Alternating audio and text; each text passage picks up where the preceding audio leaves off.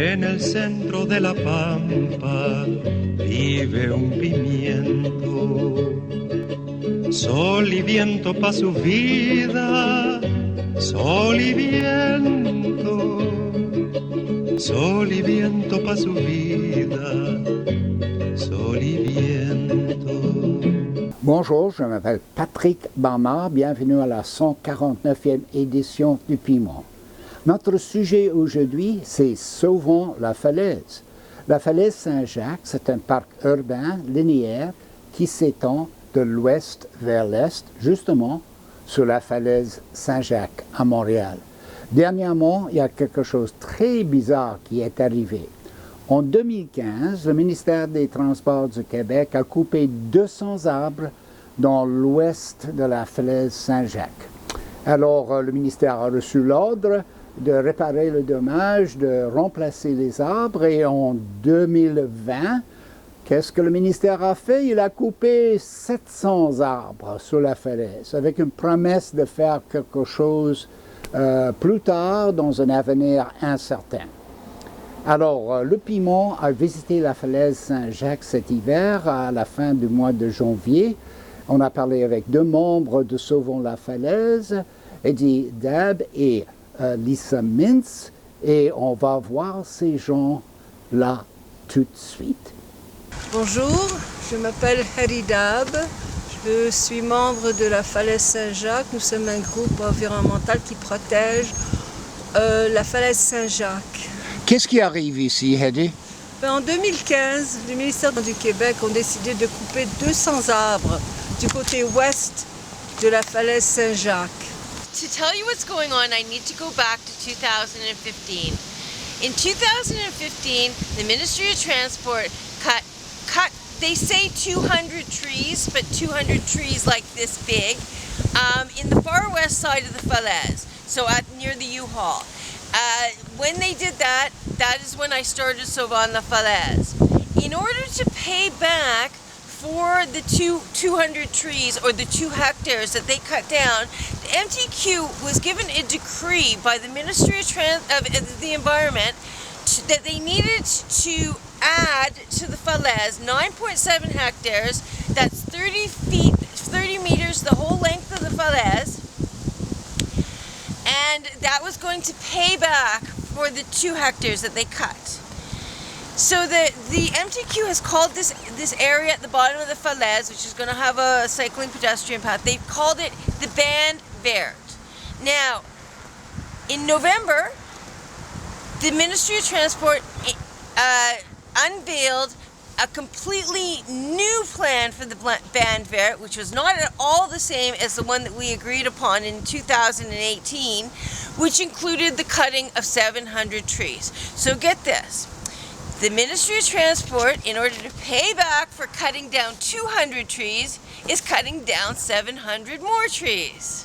Alors le résultat, c'est que maintenant, le ministère veut remplacer les 200 arbres qu'ils ont coupés en coupant 700 arbres. Un peu partout dans la falaise, on n'est pas sûr pourquoi ils font ça, mais c'est quelque chose qui va être désastreux pour la falaise. Moi, j'ai l'impression que le ministère des Transports comprend absolument rien au sujet de la falaise et même l'environnement à Montréal. Ça, je suis d'accord avec vous. La MTQ, ça a l'air, ne sont pas vraiment à l'écoute des études qu'on a fait. Il y a eu une consultation municipale avec toutes les municipalités autour de la falaise. Ils ont promis complètement autre chose que ils sont en train de faire. Donc, ils ont vraiment perdu notre temps et leur temps pour faire une étude à laquelle ils n'ont aucun respect pour. Dernière question, est-ce que c'est un cas de destruction bureaucratique? Non, moi je pense que c'est un cas de destruction environnementale. Okay. Le ministère décide de détruire un territoire qui fait partie de la biodiversité dans cette ville où on a le moins d'espace vert de toutes les villes au Canada. Donc c'est comme ça qu'ils veulent agir. C'est vraiment malheur. Oui, c'est désastreux. being cut down willy-nilly everywhere. This is an eco-territory, and the MTQ is just cutting a swath along the bottom. And worse than that, they're also destroying the natural wetlands at the bottom of the falaise. Why is this happening? I am not exactly sure. The Ministry of Transport was taxed they were told that by the Ministry of the Environment, that they had to pay back for the destruction that they did in 2015, and they're supposed to be paying back the eco-territory for what they took from it. Instead, they're taking a lot more from it, and this is very disturbing. Wild friche like this is very, very, very rare nowadays in Montreal, anywhere. So this is a really good example of what I'm talking about. This whole area, this whole semicircle that you can see here, was trees and reeds and stuff.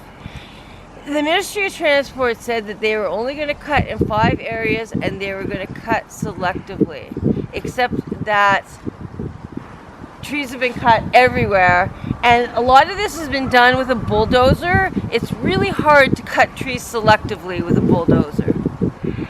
And so this almost looks like a clear cut. It is a clear cut. It snowed, but you can see some of the logs and stuff that are sticking through. Lisa Mintz, you've told a very compelling, simple story here of environmental destruction. What's the moral of what you're telling people? The moral is, even if you're presented with a plan that you think is okay, that may not be the plan that you're going to end up with in the long run. No matter what you're presented with, if you're trying to save a green space, you need to make sure that it ends up being the way that they said it's going to be. And that's not always for sure. Here's the question that's in my mind. Do you believe the Ministry of Transport of Quebec needs to stop its environmental destruction? I do. En el centro de la pampa vive un pimiento. En el centro de la pampa vive un pimiento.